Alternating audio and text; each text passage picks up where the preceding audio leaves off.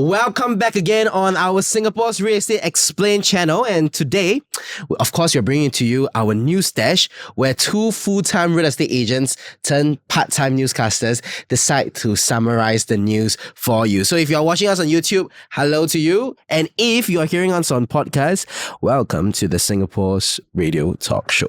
Singapore's real estate radio talk show, right? So today we have none other than Lucas with us. Lucas is also one of our team lead in the sales force, in the sales side team, and he's going to bring us some news today. But before that, there's just something that we want to tell you. If you hear that our voice is a little nasal and our energy is a little lower, give us some room because we are a little sick. I think the whole sales force was sick the past week. It's not COVID. It's not COVID. Yeah. There's a new bug going around. Yes, we brought it from Malaysia back to the sales force. No. Yeah, and apparently 20% of our church attendees got COVID and fell sick. Crazy, right? Yeah, and if you have yet to join our Telegram channel, shame on us. So please, the link is going to be here and the QR code is going to be here. Just scan it and be inside. Many people are benefiting from it. And if you have any questions, want to sell your place, want to buy a place, you want to invest in a place, right? You can always contact our central number. This is where we'll get you in touch with the specialist. Nothing but the specialist, okay? Yep. So Lucas, let's start. Yes, so new private home sales surge. Yeah. To a 1-year high. Crazy. Yeah, we were just talking about it last month. Absolutely. Right. With all the cooling measures that came, you know, we are still seeing new home sales surge. Yeah. And I think it's because of the two project launches, right? Continuum. And the reserve residences. Yeah. The blockbuster launch of the East and the blockbuster launch of the West. Yeah. Freehold one is a 99 years, but the reserve residences, I think now, as we are speaking, today is the, let me see the date. Today, when? 20th? No, wait, no, it's not. Today is the 21st, right? Yeah. The 21st of June, I think it's already 82% sold. Yeah.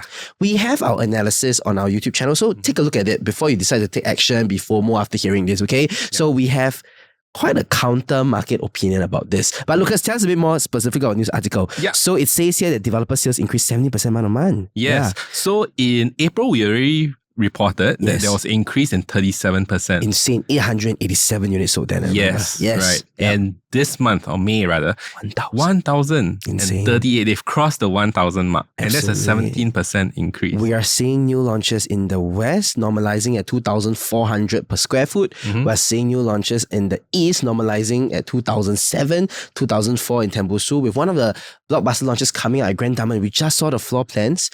Come and talk to the investment team about it. There are some layouts that we can avoid and there's some layouts that's very good to consider actually, right?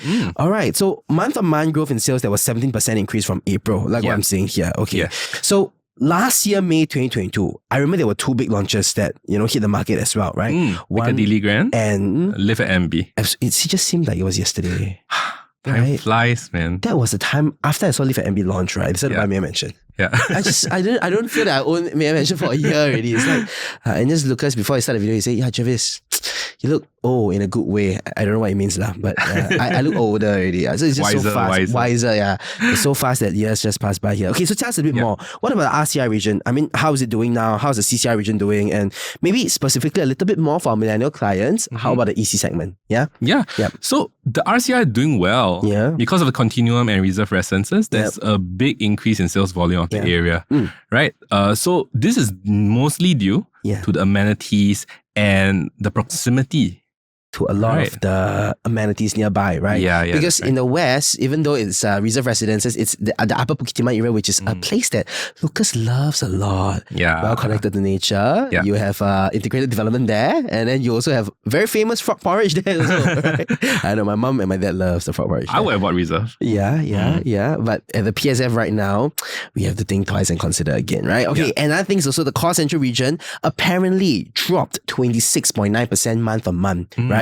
With only 152 new private homes being sold. And the top selling CCI projects, right? Of course, the Atelier. If you have yet to check our webinar, you're wondering where the webinar link is. It is in our exclusive Telegram chat, okay? So we talked about the Atelier before. And we predicted it right? Yeah. So 22 units at a median price of 2,685 per square foot. Yeah. Right. And Pullman at 3,278 PSF on average. My client bought Pullman residences 2 years back at 2,006 per square foot. Goodbye. Congratulations to them. Goodbye. Right. What about the EC segment, Lucas? Okay, in the EC, right? Yep. developers only sold 17 new units in May.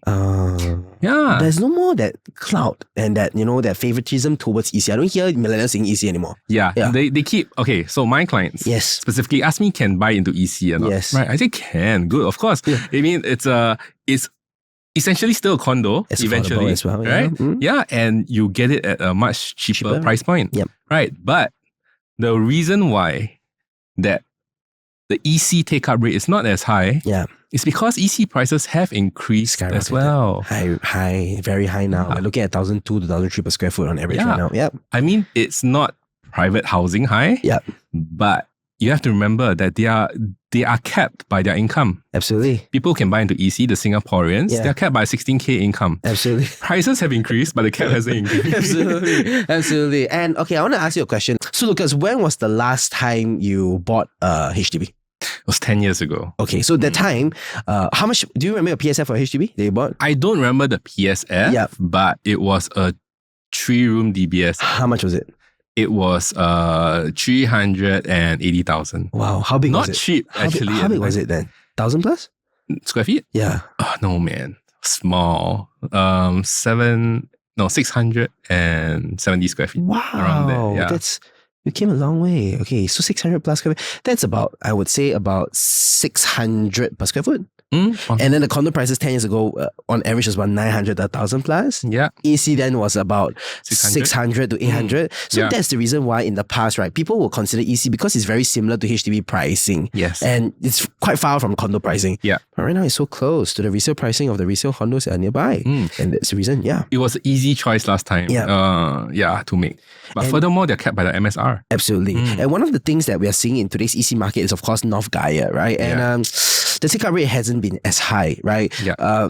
Of course, what you mentioned, because of the MSR. Number 2, Yishun as a locality, right? Yeah. Not helping when all the social media channels is always talking about under-glorifying Yishun. And then it was on quite a high tender price, right, to Sing Holdings, facing cemetery, hospital, and, it has got unblocked view, but whether or not it's worth it. Yes, whether it's worth it is nothing, right? All right, cool. Okay, so we are going a little deeper in our news because this news is actually going to be quite interesting that we're seeing today. I think it's going to be our opinions on the ground. Sometimes when we have our news dash, right, the main thing is so that we can share with you what's the market opinion and what we are facing on the ground, right? On the weekly basis, our team goes for 50 appointments, right? Maybe even 60 appointments, right? As a total collective sales force. So we want to share with you how the market sentiments are so that if you're making a decision, thinking of making one, you can think, you can follow our market sensing and sentiments as well. But remember one thing, don't operate based on FOMO, okay? So all of these things we have talked about in our webinar before. Let's go on to the next news, Lucas. Yeah. Singaporean buyer's remorse, a costly move. Actually, this happens quite often we hear about it, right? Thankfully, not a lot from our team, because of the analysis that we do before that. Yeah. But I want to understand a bit more about this news. So it was quite a hoo-ha on, I wasn't certain whether I saw it on Mothership or Asia One, but it was quite a hoo-ha. So tell me more about this buyer. Yeah. So actually, I first saw it on Reddit. Oh, yeah. Then I Googled it and I found the news. Yeah. So he lost $28,750, almost $30,000 on his down payment. For a 3-bedroom unit at Blossoms by the Park, right? Yeah. And he placed a 5% deposit. So just to let you know, if you decided not to go on for a new launch unit after putting down the option fee, 25% of the option fee will have been forfeited. And that's the reason why, this poor guy is lost $28,000. So initially, this buyer hoped to make a profit due to high rental demand in that area. Yeah, which is true. There's high rental demand in the area. But concerns about high mortgage interest rates and financial burden led him to cancel. He opted for another property at $2.4 million with better amenities and proximity to transportation. At the reserve residences. Which is weird, right? Very interesting. Because the mortgage interest rate is still about the same. And not only that, the price for Blossoms by the Park, taking 5% at $115,000 times 20 is cheaper than reserve residences at 2.4 mil. Yeah. Okay, so I think this is something that we just want to make known to people. Okay, these things are real. Yeah. Okay. And the key thing over here is always make sure that you make a logically sound, right? A foolproof decision before even putting down the option fee. Yeah. Don't be pressured out of FOMO to put option fee, then regret it later on. Because this type of losses, pitfalls, are not warranted. $30,000 can chip into 1/3 of your renovation price cost, right? Even half sometimes, right? Yeah. Okay, let's go on to the next news, Lucas. People's Park Centre tries for 3rd collective sale bid. And then People's Park Complex trying for first. Yeah. Interesting. So they tried their first time in like 2018, right? And they didn't have enough signatures. They didn't get the 80%. Interesting. Right. And then in the second attempt was last year, right? Yeah. At 1.8 billion. Yes. No bids. No bids. Got 80%. No bids. Right. It's normal. So you have the buy side, you need the sell side, right? Yep. And there are quite a few interesting en blocs that are coming up soon, right? You have Katong Shopping Centre at 638 million. You have Manhattan House at 280 million. And interestingly, they have brought the bid price down. Yeah. Yeah. Which it was a surprise to me. Normally a bid price go up. And it's indeed true because now the en bloc market is cooling down slightly, right? Yes. We are seeing that there are a lot of people who want to en bloc, but we're seeing there are not many people who want to pull the trigger. Yeah. The last time I heard of a $1.8 billion en bloc was at D'Leedon. And then before that, the 2.1 billion en bloc was, of course, at Bradderview. So these are big plots. When developers are more bullish, the market is good. But right now, with the higher PSF, a little uncertainty in the market, with buyers a little bit more apprehensive of paying high PSF, developers are thinking, I buy already, if I rebuild this, can I really resell these units? So I think there's that common fear in the market of taking too big a risk. Yes. Yeah. So they are coming in now at a reserve price about 1.5 to 1.7 billion. Sorry, yeah. Still high. Yes. I mean, compared to the surrounding area. And I think developers will be a bit hesitant to come in with the new cooling measures. I hear you on that. And Right. I think that developers who want to come in will be mostly a JV, a joint venture of a couple of consortiums, right? To diversify their risk. Yeah. Not one person coming in with 1.8 billion, right? And maybe Jack Ma will come since his home is already in Singapore. Yeah. And one thing is that People's Park Complex is a landmark development, right, in the area. And it's going to be one of a en bloc that has been, talked about for a long time, right? One thing that I just also want to warn us a little bit about is this, right? There are a couple of launches in the area as well. One is the Landmark and one per bank. The sales volume has been all right? One per bank, there's 43 units unsold. Landmark about 22.5% unsold still. So, I think developers are, pulling the horses back a little bit and thinking, should I really take this or not? Because this is a big en bloc. And they, if I'm not wrong, they were launched about a year and a half. Yes. Right. The whole en bloc process is really, really long. And then after that, they have to launch it for architect. They have to get an architect to come in, they get the builders to come in, they have to draft the whole thing. Then they get a marketing company come in. The launch will be maybe 3 years later? 3 to 4 years later? Yeah.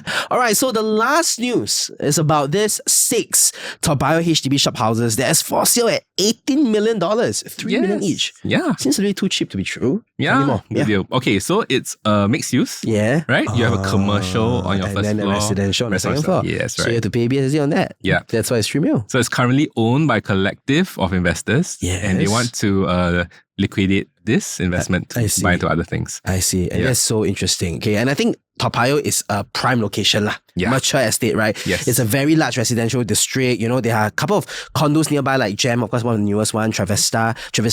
New BTOs in the Kim Kiat area as well. Question is, would you want to pay, the additional buyer stamp duty for the residential component? So our team has taken on commercial first stories, residential second story before. I'm going to tell you, this type of assets are not easily liquidable. If that's a word, right? Because not many people want to pay the ABSD lah. Yes. Because if the valuation on the residential component is about 1.5 million, you pay the ABSD, you're going to pay about $4,100,000 to the bank, to the government. But honestly, I think it's a good strategy because in one product, you can diversify into commercial and residential. And Toa Payoh, you have a very high residential. Sure can rent one. Absolutely. Yeah. Absolutely. I think it's going to be quite a nice place if, let's say, you are a person who is operating a mama shop below and then you are staying on top. Sounds quite good, right? $3 million. Yeah. $3 million, what can you buy in the market right now? Exactly. Right? So as a first property, I think it's not too bad. I concur with your point. Right? And fun fact, each shop house is 753 square feet, with the residential 646 square feet. So it's about the same size as your first BTO. And then, you have a very nice bubble tea shop below. Yeah. I love it. I used to stay around there. I see. Just now you asked me about my HDB. My first HDB was here, walking distance. This is when Pokemon Go was all the rage. Really? Yeah. Pokemon Go was already 10 years ago. I still remember I caught my Snorlax right here. What? 10 years. I'm so happy that Lucas changed to a fine young, not averagely young. Averagely young. Professional. Yeah. Yes. Oh, yeah, it was a whole craze. Pokemon Go was 10 years ago. Yeah. Time flies. All right, thank you so much for watching these episodes of the News Dash. This episode of the News Dash. And if you have been following us for some time, always looking forward to it, send us some good comments. Let us know that we're doing a good job. Sometimes you don't know who you're talking to, but we know because we gave the instruction, right, for all JNA real estate brokers to be sending this News Dash to the people, to the consumers, so that we can make sure that we update you first time in real time. What are some of the news they got to take note of? All right. So I'm just so thankful to be able to speak with Lucas again. The energy people always tell us is always really good. And thank you for your love and for your support. Okay. Last but not least, if you have yet to come into our Telegram, just key right here. Any numbers, if you don't have a broker that you are engaging in JNA real estate, also you can just give us a call. Okay. Thank you so much for watching this week's News Dash. This is Jervis. This is Lucas. When two full-time real estate agents turn part-time brokers who have yet to come up with a finalized outro is going to end this video right here and right now. Bye-bye. Take care. Love you guys. Be blessed.